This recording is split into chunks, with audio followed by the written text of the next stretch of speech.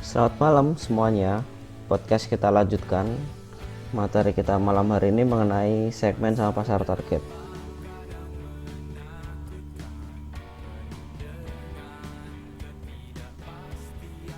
Nah, materi ini sebenarnya udah pernah kita bahas di semester kemarin di mata kuliah pemasaran, tapi kita akan coba lihat dari pendekatan yang berbeda.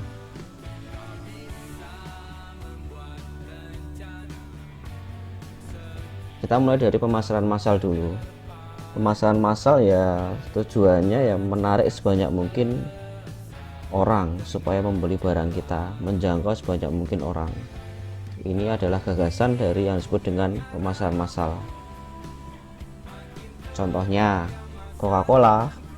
Dulu kita lihat Coca-Cola itu botolnya cuma satu, botol bening kaca itu, botol kaca lah ya, ukurannya 6,5 ons, di mana-mana sama seperti itu. Contoh yang lain adalah mobil Ford. Ya, mobil Ford pertama kali warnanya apa? Warnanya hitam, ya. Model T Ford itu warnanya hitam aja. Jangan harap bisa dapetin warna putih atau kuning seperti itu.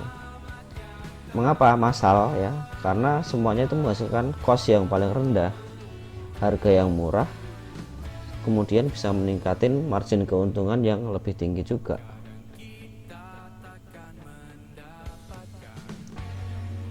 Nah, sekarang pasarnya semakin terpecah, media iklan makin banyak, sehingga kita perlu pemasaran mikro istilahnya.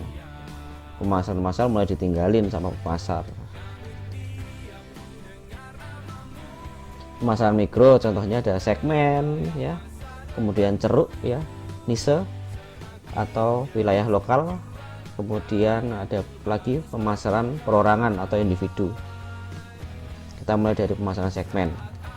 Nah, segmen ini ya pertama kali kita harus identifikasi dulu sih sebenarnya mana sih yang akan kita bidik. Nah, karena walaupun segmennya sama, nggak semua orang itu menginginkan barang yang sama juga gitu.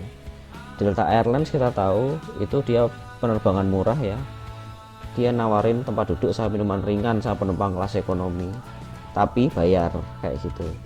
Nah, kalau di Indonesia mungkin kita bisa lihat contoh maskapai AirAsia misalnya, dia kasih pilihan di websitenya mereka, kita bisa pilih makanan, bayar ya, karena mereka memang nggak full service. AirAsia kan kita hanya beli tiket aja, tapi tempat duduk, kemudian pilihan tempat duduk juga kita harus bayar lagi gitu. Kemudian yang kedua adalah ceruk atau niche. Nah, ini bisa kalian baca di situ.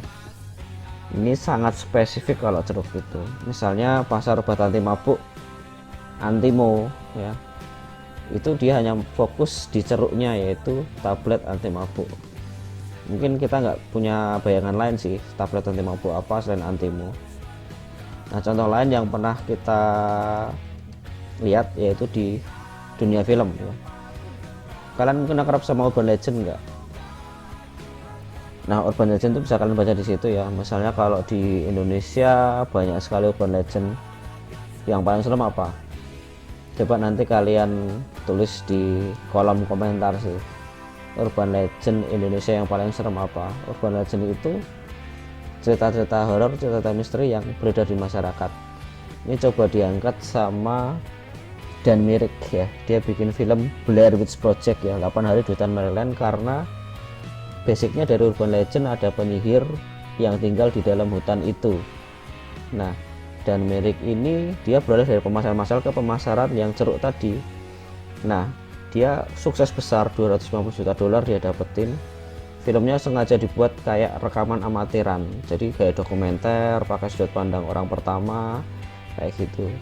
Nah, akhirnya tren urban legend ini jadi film, menjadi trend center ya, jadi viral lah seperti itu, diikuti oleh banyak sinias lain. Ada Terowongan Kasablanka, Nenek Gayung, itu kan diangkat dari kisah-kisah horor misteri secara lokal gitu.